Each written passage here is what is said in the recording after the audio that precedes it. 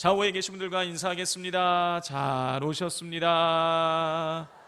또 인사하겠습니다. 사랑합니다. 축복합니다. 또 선포하겠습니다. 예수님이 부활하셨습니다.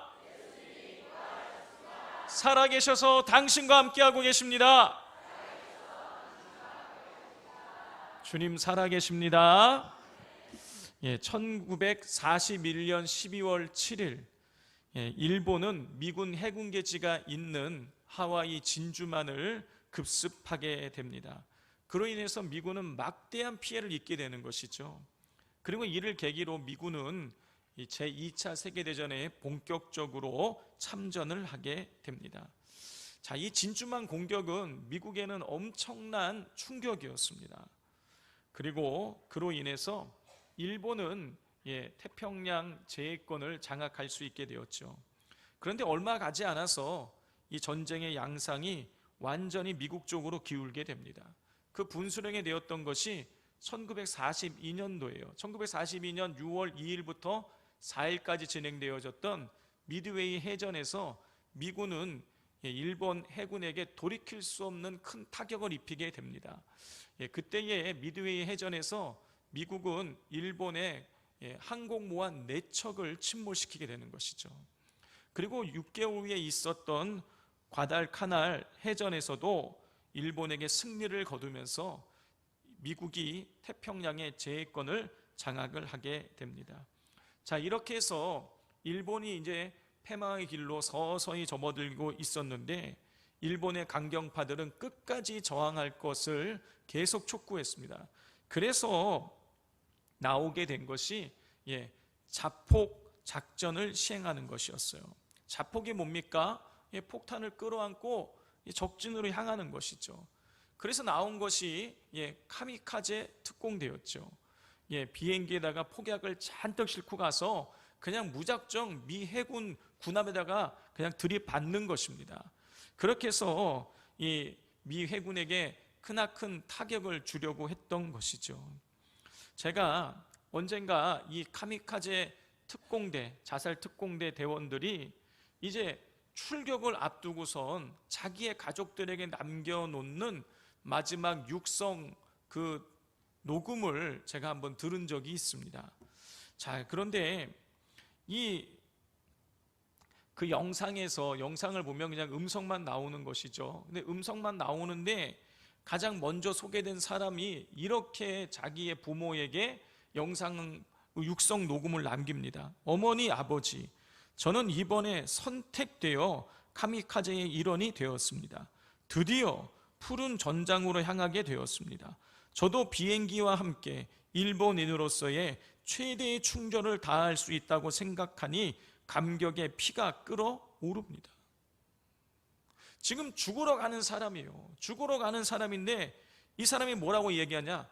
나라의 선택을 받은 게 자랑스럽다는 거예요. 내가 나라의 선택을 받아서 카미카제 특공대원이 되어져서 드디어 나도 저 푸른 바다로 가서 드디어 내가 죽을 수 있게 된다는 생각을 하니 피가 끓는다는 거예요. 여러분 이해가 되십니까? 여러분 그 뒤에 영상이 그 음성 녹음이 한 5분 정도 제가 이어진 걸 들었는데요. 그 나오는 사람 한 사람이요 두려움이란 없는 거예요. 완전히 그냥 사기가 충천해 있어요. 어떻게 죽으러 가는데 그렇게 전혀 두려워하지 않고 사기가 충천해서 오히려 이렇게 죽으러 가는 것을 영광스럽게 알면서 그렇게 그 젊은 삶을 마감하려고 하는 것일까요? 여러분 그거는요 일본 제국주의가 그들의 생각과 정신을 지배하고 다스리고 있었기 때문인 것입니다. 성도 여러분, 사람은요 그것이 무엇이 되어졌든지 그리고 내가 원하든 원치 않든 여러분 그 무언가에 의해서 영향을 받고 그리고 더 나아가 다스림을 받습니다. 예를 들자면 대부분의 사람들은요 물질의 다스림을 받아요. 물질에 심하게 다스림을 받는 사람은요, 물질의 영향을 받는 사람은요, 그 물질에 의해서 인생이 좌지우지 되는 것이죠. 2013년 8월 26일 수원 남부경찰서는 친구들과 공모해서 아버지를 죽이고 그 시신을 유기한 22세 된 이모 씨를 존속 살해 및 시체 유기 혐의로 구속영장을 신청했습니다. 자, 이 씨는 알고 지내던 지인 2명과 함께 아버지를 쇠파이프로 때려서 죽이고, 그리고 시신을 그 여행용 가방에 담아가지고 택시를 불러서 전남 나주에 있는 저수지에 가서 그걸 버려버린 거예요. 왜 그랬냐고 추궁을 했더니 이유는 간단했습니다. 돈이 필요했다라는 거예요. 여러분, 여기서 우리가 뭘 할 수 있는 것입니까? 이 22세 된 젊은 청년, 이 청년이 돈에 의해서 그의 인생이 좌지우지되고 있다는 것을 알 수가 있는 것이죠. 여러분, 이 시뿐만이 아니에요. 이 땅을 살아가는 사람들은 돈에 의해서 삶이 지배를 당하고 있습니다. 많은 사람들이 그래요. 또 어떤 사람들은요, 술과 도박과 마약과 같은 어떤 인생의 자극적인 것에 의해서 지배를 당하는 사람들 있습니다. 어떤 사람은 성적인 것에 인생이 지배당하는 사람이 있어요. 또 어떤 사람은요, 자기 만족에 지배를 당하는 거예요. 그래서 속세를 끊고 돈도 포기하고 성공도 포기하고 모든 걸 다 포기하고 사람이 없는 그 산속에 들어가서 사는 사람들도 많이 있습니다. 여러분, 이렇듯 자신이 알게 모르게 여러분 그 무언가에 우리는 삶이 영향을 받고 지배를 받고 그리고 다스림을 받습니다. 중요한 것은 여러분, 우리가 어떤 것에 의해서 우리의 삶이 움직여지느냐, 어떤 것에 의해서 우리의 삶에 영향을 받고 다스려지고 있느냐에 따라서 우리의 삶이 달라질 수 있다는 것이죠. 그러므로 우리는 점검해 봐야 됩니다. 나는 내 삶을 움직이는 가장 영향을 내 삶에 가장 크게 끼치는 것은 무엇인지, 나는 무엇에 의해서 내가 내 삶이 움직여지고 있는지를 우리는 점검해 보아야 됩니다. 여러분, 이런 면에서 볼 때에 오늘 본문 말씀은 굉장히 중요해요. 왜냐하면 우리가 우리의 삶이 무엇에 의해서 다스려져야 하는지에 대한 아주 중요한 기준을 오늘 본문이 우리에게 제시해 주고 있기 때문입니다. 자, 오늘 본문을 보면 세 부류의 사람이 등장해요. 첫 번째 부류는 바로 흩어진 사람들입니다. 4절을 보면 그 흩어진 사람들이라고 기록하고 있는 것을 볼 수가 있습니다. 여러분, 그러면 그 흩어진 사람들이란 도대체 어떤 사람을 말하는 것일까요? 그에 대한 해답이 1절에 나옵니다. 우리 1절을 다 같이 한번 읽겠습니다. 사울은 그가 죽임당함을 마땅히 여기더라. 그날에 예루살렘에 있는 교회에 큰 박해가 있어 사도 외에는 다 유대와 사마리아 모든 땅으로 흩어지니라. 성도 여러분, 지난주에 우리가 살펴본 대로 스데반 집사가 순교하고 난 이후에 예루살렘 교회에 엄청난 박해가 가해지게 되었습니다. 그로 인해서 예루살렘 교회의 12사도를 제외한 상당수의 성도들이 유대와 사마리아 지역으로 흩어지게 되었어요. 이들이 오늘 본문 4절에 나오는 그 흩어진 사람들인 것입니다. 따라서 흩어진 사람들의 삶은요, 매우 불안정할 수밖에 없어요. 예루살렘 교회에 가해진 박해를 피해서 유대와 사마리아 지역으로 흩어진 것이기 때문에 이 흩어진 사람들은요, 경제적인 측면에서 매우 불안정할 수밖에 없는 것입니다. 갑자기 예루살렘을 빠져나와야 했기에 집을 팔거나 재산을 처분할 수 있는 시간이 없었던 것이죠. 그리고 유대와 사마리아 지역으로 급작스럽게 본인이 원해서 간 것도 아니고 갑자기 그런 지역으로 흩어진 것이기 때문에 가서 무슨 자리를 잡고 경제활동을 할 수 있는 그런 시간적인 여유도 없는 것이에요. 자, 이렇게 보았을 때 흩어진 사람들은 경제적인 면에서 매우 불안정했을 것입니다. 또 이들은요, 심리적으로도 매우 불안했어요. 왜냐하면 예루살렘 교회를 박해했던 그 사람들이 언제 이 사마리아와 유대 지역을 찾아와서 자신들을 잡아갈지 모른다는 불안감이 그들 한켠에 있었기 때문인 것입니다. 실제로 사도행전 9장 1절과 2절 말씀을 보면 이 사울, 스데반 집사를 죽이는데 앞장섰던 이 사울이 기세와 혈기가 등등해가지고 위협과 살기가 등등해서 내가 다메섹까지 가서 예수의 도를 전하는 사람들을 예루살렘으로 잡아오겠다고 하면서 대제사장에게 공문을 요구하는 것을 우리가 볼 수가 있어요. 자, 한번 지도를 한번 보도록 하겠습니다. 자, 지도를 보면 정 가운데에 좀 작게 보이긴 하지만 예루살렘이라고 있습니다. 자, 저 예루살렘에서 지금 사울이 예루살렘에서 스데반을 죽인 거예요.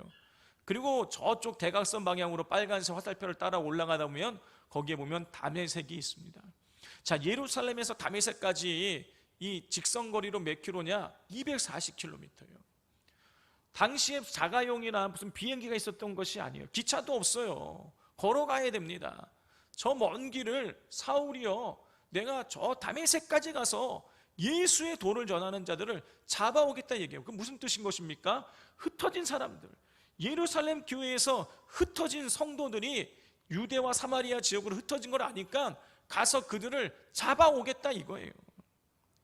자, 그리고 그 지역에는 이 흩어진 사람들이 머물고 있으니 다메섹까지 가는 그 도상에 유대와 사마리아 지역에 흩어진 사람들이 살고 있으니 흩어진 사람들은요, 언제 어느 때 자기를 잡으러 올지 모른다. 나도 저 스데반 집사처럼 잡혀가서 무슨 고초를 걷다가 죽을지 모른다라는 불안감이 늘 마음 한켠에 있는 것이죠. 자, 이렇게 여러분, 흩어진 사람들은요, 삶의 질을 결정하는 데 핵심적인 요소가 되는 경제적인 측면에서, 그리고 심리적인 측면에서 매우 불안정했어요. 그렇다면 흩어진 사람들의 삶은요, 여러분, 불행해야 되지 않겠습니까?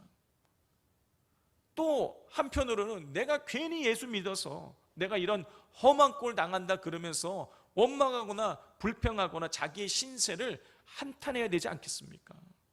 그런데요, 여러분, 이 흩어진 사람들은요, 후회를 하거나 원망하거나 불평하지 않았어요. 우리 4절 말씀을 같이 읽겠습니다. 그 흩어진 사람들이 두루 다니며 복음의 말씀을 전할세.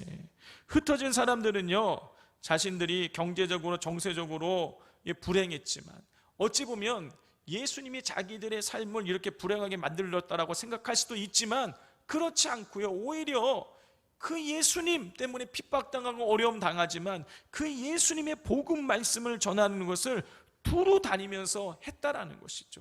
여러분, 이건 뭘 보여주는 것입니까? 지금 이 흩어진 사람들이 경제적인 문제, 물질의 문제에 그들이 좌지우지되지 않고 누구에 의해서 그의 삶이 움직여지고 있다는 뜻인 것입니까? 예수 그리스도. 예수 그리스도가 이 흩어진 사람들의 삶을 움직이고 다스리고 있었다는 것을 보여주는 거예요. 자, 오늘 본문에 등장하는 두 번째 사람은 누구냐? 빌립입니다. 자, 빌립은요, 초대교회 7 지사 중에 한 사람이었어요. 자, 이 빌립이 그런데 사마리아 성을 찾아갑니다. 5절을 보면 빌립이 사마리아 성에 내려가라고 이렇게 기록이 되어져 있어요. 성도 여러분, 사마리아 성이 구체적으로 어디에 있는지를 알 수는 없습니다. 정확하게 위치를 기록하고 있지 않기 때문이에요. 그러나 사마리아 지역이라는 것은 우리로 치자면 무슨 전라남도, 전라북도처럼 아주 큰 그 행정구역을 말하는 거예요. 자, 그래서 이 사마리아 성이 구체적으로 어디 있는지는 알 수 없는데 중요한 것은 뭐냐? 사마리아 성이라는 이 이름에서 알 수 있는 것은 이 성이 사마리아라는 그 지역 안에 있었다라는 것이죠. 자, 당시 유대인들은요, 우리가 잘 알고 있는 것처럼 사마리아 사람들과 서로 사이가 좋지 않았어요. 서로 왕래하지 않았고, 그리고 서로 원수처럼 지냈습니다. 여러분, 그 이유, 그렇게 된 이유는요, 사마리아 지역에 있는 유대인들이 피가 이방인과 섞여서 그들의 혈통의 순수성이 회파되었기 때문이에요.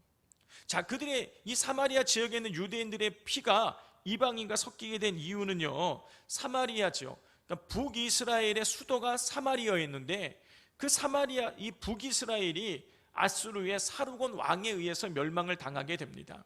자, 사르곤 왕은 이 북이스라엘을 점령하고 나서 이 사마리아 지역 안에 살고 있었던 지도급 인사들 27,290명을 잡아가서 이 지도급 인사들을 다른 지역, 자기들이 정복한 다른 나라에다가 풀어놓습니다. 그리고 그 다른 나라 지역에 있었던 사람들을 또 잡아다가 사마리아 지역 안에다가 강제로 이주시켰어요. 그렇게 해서 혼혈 정책을 펼치게 해서 서로 피가 섞이면 잘 뭉치지 못하니까 그렇게 해서 강제적으로 혼혈 정책을 썼습니다. 자, 그렇게 사마리아 지역 안에 유대인들만 모여 살고 있었는데 갑자기 이방인들이 몰려와서 살다 보니 자연스럽게 이방인과 유대인들의 피가 섞이게 되어졌어요. 자, 이 사마리아 지역이 그렇게 이방인과 유대인의 피가 섞이자 피가 섞이지 않았던 유대 지역과 사마리아 지역을 두고 사마리아 기준 보자면 밑에 있는 남쪽에 있는 유대 지역과 북쪽에 있는 갈릴리 사람들은요, 이 사마리아 지역이 너희들 피가 섞였다 하면서 유대인으로 더 이상 인정해 주질 않았어요. 그리고 그들을 배척했습니다. 더럽다고 배척하고 상종하지 않았어요. 당연히 사마리아 사람들도 기분 안 좋겠죠. 당연히 유대인들을 배척했어요. 서로가 이렇게 으르렁거리면서 서로 상종하지 않고 왕래하지 않았어요. 자, 성도 여러분, 그런데 이 사마리아 지역을 유대인인 빌립이 찾아 들어간 거예요. 자, 지난주에 이 흩어진 사람들이, 성도들이 유대와 사마리아 지역으로 그렇게 흩어지게 된 것은요, 자발적인 일이 아니었다고 말씀을 드렸어요. 이 원어적인 것을 찾아보면 하나님께서 그들을 그렇게 흩으셨다, 수동태로 되어 있었다라고 말씀을 드렸어요. 자, 그런데 빌립이 사마리아 지역을 찾아간 거는요, 자발적으로 한 일인 거예요. 여러분, 왜 빌립은 유대인들을 환영해 주지도 않고 유대인들을 박해하는데 왜 그 사마리아 지역을 스스로 그렇게 찾아 들어간 것일까요? 자칫 잘못하면 여러분 돌 맞을 수도 있는 일인 거예요. 그런데 왜 빌립은 그렇게 찾아간 것일까요? 제가 이 성지 순례를 지금까지 한 번도 못 갔습니다.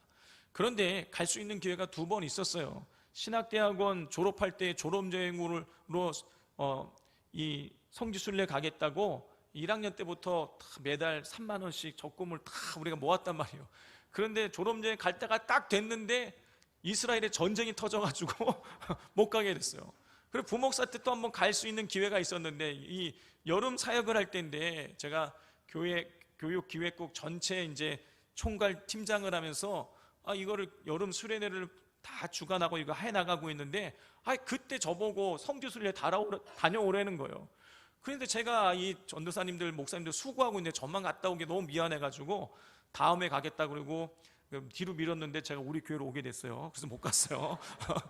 자, 근데 그래서 저를 대신해서 그때 이제 다른 목사님이 가신 거죠. 다녀오고 나서 이 목사님한테 제가 들은 이야기인 거예요. 그 성지 순례를 이렇게 도는데 돌다가 우리 예수님이 그 사마리아 수가성에 가서 그 사마리아 여인도 만나고 그 우물도 마셨다 그러는데 가서 우리 물을 한번 먹어보자 이렇게 제안했다는 거예요. 자, 그런데 그 가이드 하시는 목사님이 이게 어려운 일이라 그러면서 그 사마리아 지역에다가 전화를 해야 돼. 이게 허락을 받아야 된다 그러더래요. 그 허락을 받아갖고 뭐 이렇게 다행히 허락해 줘서 가서 이제 물을 마시게 됐는데 물어봤대요. 아니 같은 다 이스라엘인데 왜 굳이 거기는 허락받고 가야 되냐, 뭐 위험한 지역도 아니고 그랬더니 하시는 이야기가 그 옛날에 그렇게 그 사마리아를 핍박하고 이런 일들 때문에 사마리아 사람들이 외부 사람이 들어오는 걸 굉장히 싫어한다는 거예요. 지금도 유대인들이 잘못 들어가면 돌 맞는다는 거예요. 그래서 허락받고 들어가야 된다라고 그렇게 이야기하셨다는 거예요. 여러분, 그 예수님 시대로부터 여러분 2000년이나 지났는데 지금도 그렇게 긴장감이 팽팽한 거예요. 근데 하물며 2000년 전에 얼마나 그 분위기가 사마리아와 유대인들 사이에 분위기가 험악했겠습니까? 얼마나 살벌했겠어요. 그런데 그런 험악한 지역을 빌립이 굳이 제 발로 찾아 들어간 것입니다. 여러분, 왜 들어간 것일까요?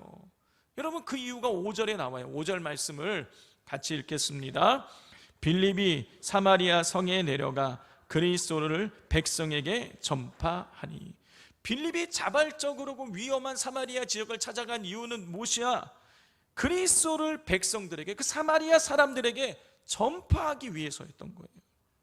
빌립은 예수 그리스도를 전파하기 위해서 여러분 목숨을 걸고 어느 유대인도 찾아가지 않는 그 사마리아를 찾아 들어간 것입니다. 여러분, 이것을 통해서 뭘 할 수 있는 것입니까? 빌립이 예수 그리스도로 인하여서 그의 삶이 다스려지고 있다라는 것을 우리는 알 수가 있어요. 마지막 세 번째로 오늘 본문에 등장하는 사람들은 사마리아 사람들입니다. 6절을 보면 무리가라고 하면서 6절이 시작이 되는데, 이 무리는 어떤 사람을 말하는 거냐? 바로 사마리아 사람들을 의미하는 것이에요. 자, 사마리아 사람들은 자신들과 상종조차 하지 않는 그 유대인인 빌립을 통해서 예수 그리스도의 복음을 듣게 됩니다. 우리 6절 말씀 같이 읽겠습니다. 무리가 빌립의 말도 듣고,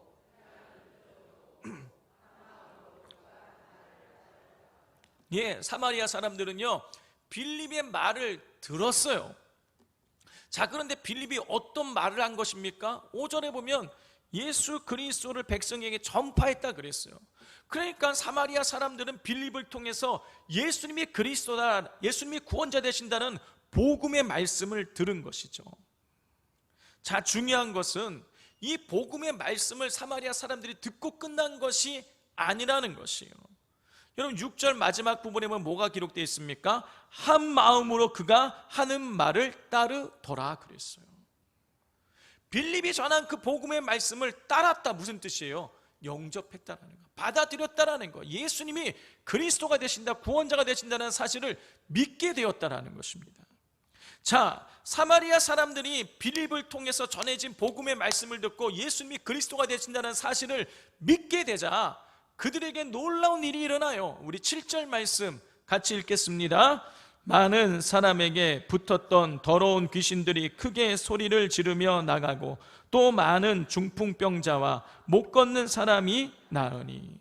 사마리아 사람들이 예수님이 그리스도 되신다는 사실을 믿게 되자 더러운 귀신들이 떠나가고 많은 중풍병자들이 고침을 받고 못 걷는 사람이 걷게 되는 놀라운 하나님의 역사가 나타나게 되었다는 것이죠. 여러분, 이러한 현상이 나타났다는 것은요, 사마리아 사람들의 삶이 예수 그리스도의 다스림을 받게 되었다는 것을 보여주고 있는 것이에요. 여러분, 마태복음 12장을 보면 예수님께서 한 동네에 가셔서 병을 고치십니다. 자, 그날은 안식일이었는데 그거를 아니꼽게 생각한 바리새인들이 이야기해요. 예수가 저렇게 귀신을 쫓아낸 것은 어떤 자기에게 능력이 있기 때문이 아니라 귀신의 왕 바알세불의 힘을 통해서 귀신을 쫓아낸 것이다, 병을 고친 것이다, 이렇게 이야기해요. 비아냥거리는 것입니다. 자, 그때 예수님께서 이렇게 말씀하시죠. 성령의 능력으로 인하여서 귀신을 쫓아낸 것이라면 그 사람 안에 이미 하나님 나라가 임했다라고 말씀하셨어요. 여러분, 귀신은 그냥 나가지 않습니다. 하나님의 능력이 임할 때에 귀신이 떠나가는 거예요. 그런 면에서 봤을 때에 이 사마리아 사람들의 그 동네에 있는 수많은 사람들에게 붙어 있었던 더러운 귀신이 떠나가고 병이 고쳐졌다는 것은요, 그들 안에, 사마리아 사람들 안에 하나님 나라가 임했다라는 뜻인 거예요. 그들의 삶이 예수 그리스도 하나님의 능력으로 다스림을 받게 되었다라는 것을 의미하는 것입니다. 자, 그러면 이 사마리아 사람들이 예수 그리스도의 다스림을 받게 되는 삶을 살아가게 되었을 때에 그들에게 어떤 결과가 나타나게 되었을까요? 자, 우리 8절 말씀을 같이 읽겠습니다. 그 성에 큰 기쁨이 있더라.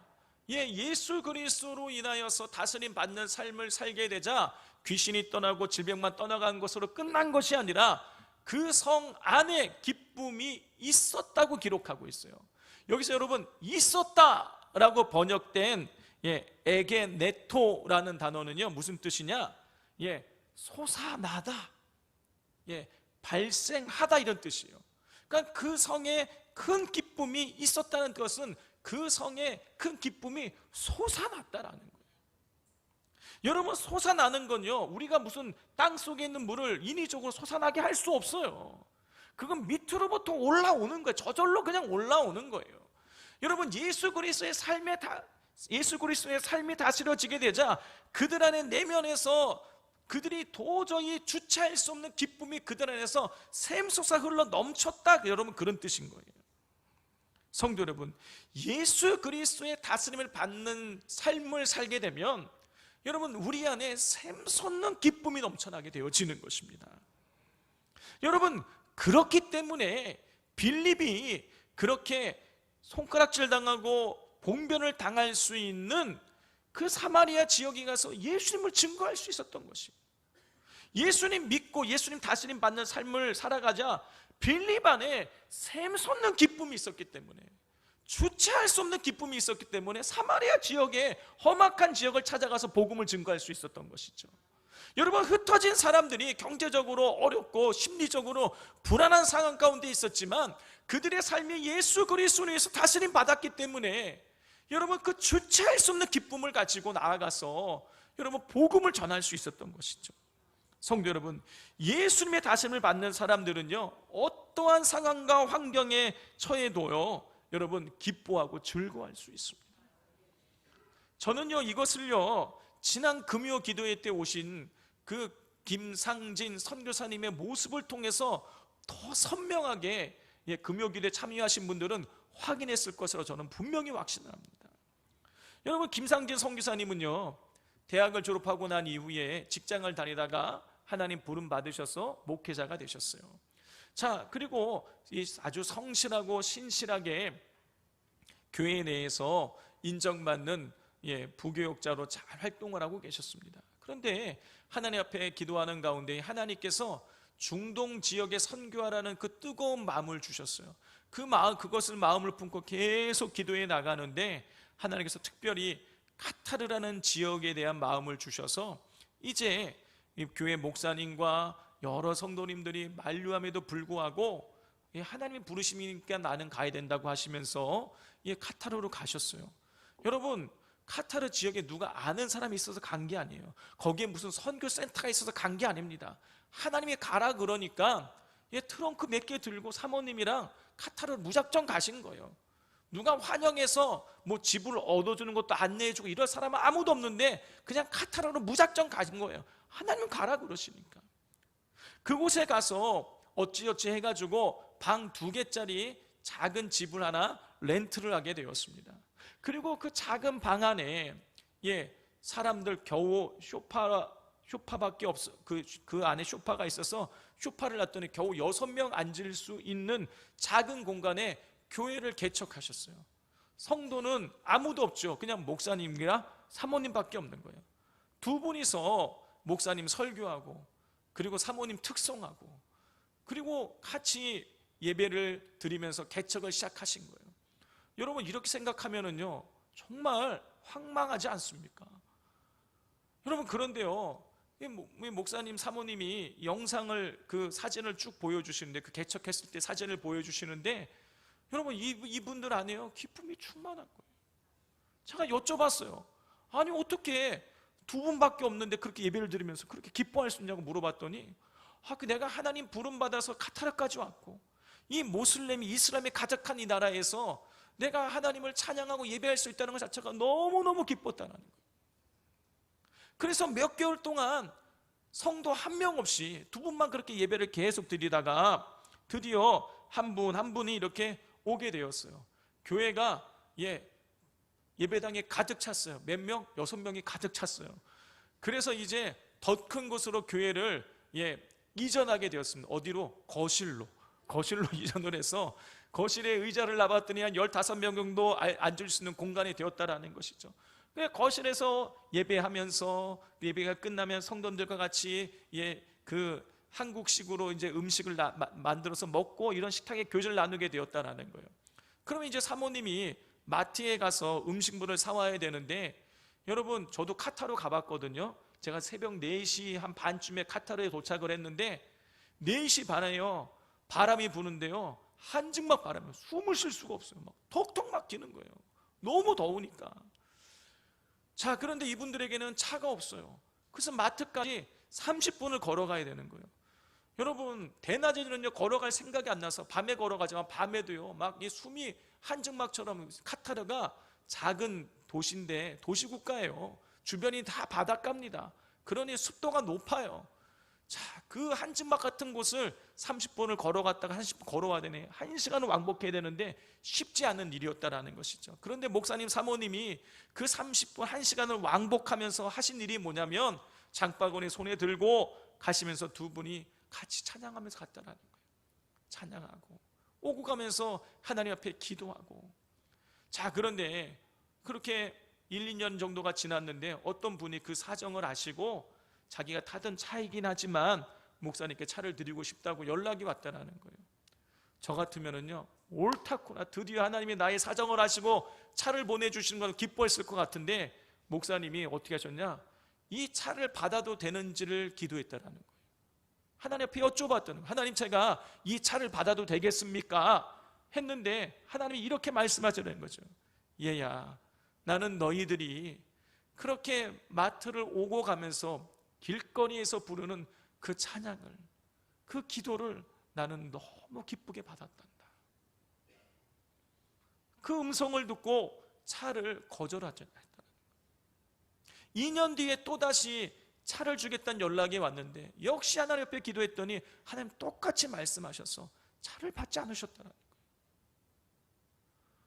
여러분, 그 무더위를 계속 걸어 다니신 거예요. 불행해야 되지 않겠습니까? 그러면. 그런데요, 그분들 안에 기쁨이 충만한 거예요. 하나님 다스림대로 내가 살아가니까 너무 기뻤다라는 거예요.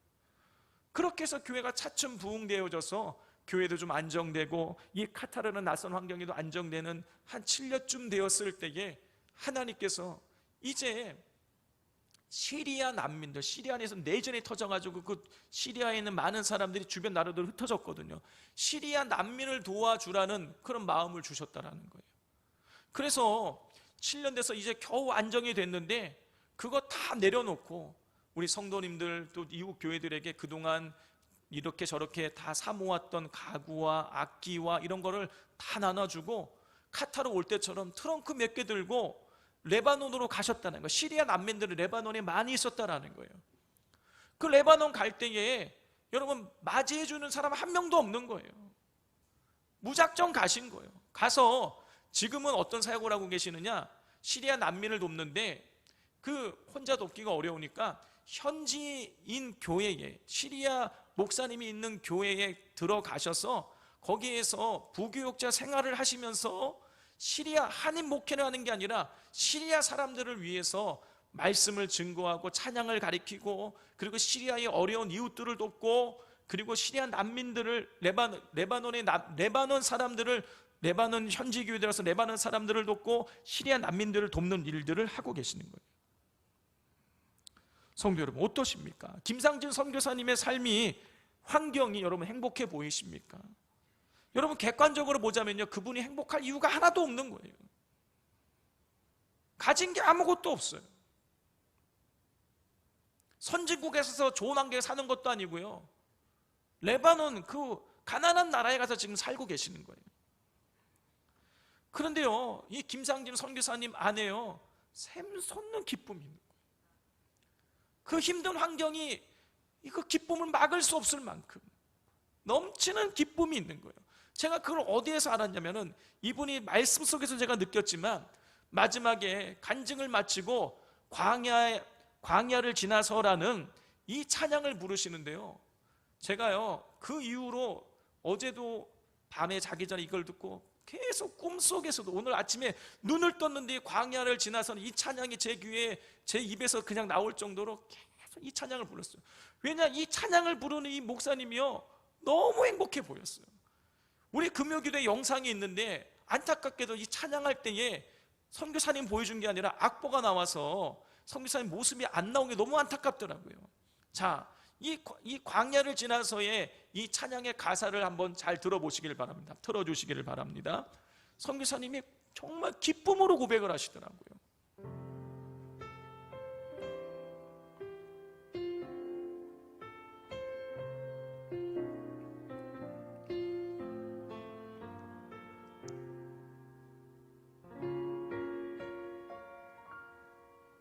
왜 나를 깊은 어둠 속에 홀로 두시는지, 어두운 밤은 왜 그리 길었는지 나를 고독하게 나를 낮아지게 세상 어디도 기댈 곳이 없게 하셨네.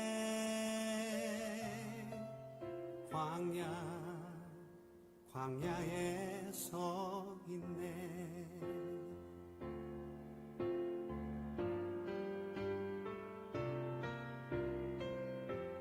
주님만 내 도움이 되시고 주님만 내 빛이 되시는 주님만 내 친구 되시는 광야. 주님 손 놓고는 단 하루도 살 수 없는 곳 광야에 서 있네. 예, 선교사님은요 이 찬양을 부르시는데요 너무 행복한 거예요. 세상 어디에도 기댈 곳이 없는 그 광야 같은 곳에 자기가 있지만, 그래서 내가 주님만이 내 도움을 삼고 주님만이 내 빛이 되시고 주님만이 내 친구가 되시는, 주님 손 놓고는 살아갈 수 없는 그런 환경 속에서 전적으로 주님만 의지하게 된 거, 그걸 너무 기뻐하시는 거예요. 선교사님이 사람들이, 세상 사람들이 보기에는 원망하고 불평할 수밖에 없는 광야 같은 곳에서도 여러분 기쁨이 충만할 수 있었던 이유는요, 여러분 주님만을 의지했기 때문에, 예수 그리스도의 다스림 받는 삶을 사셨기에 그 상황과 환경을 초월해서 뚫고 일어서는 주님 주시는 기쁨이 그 안에 충만하게 될 수가 있었던 것입니다. 성도 여러분, 진정으로 예수 그리스도의 다스림을 받는 사람에게는 가슴으로부터 기쁨이 솟아나게 됩니다. 여러분, 그러므로 허탄한 것에서 기쁨과 행복을 찾지 마시고 오직 예수 그리스도의 다스림 받음으로, 오직 예수님을 구주 삼음으로 하나님 주시는 기쁨의 그 충만함을 누리게 되시기를 주님의 이름으로 축복을 드립니다.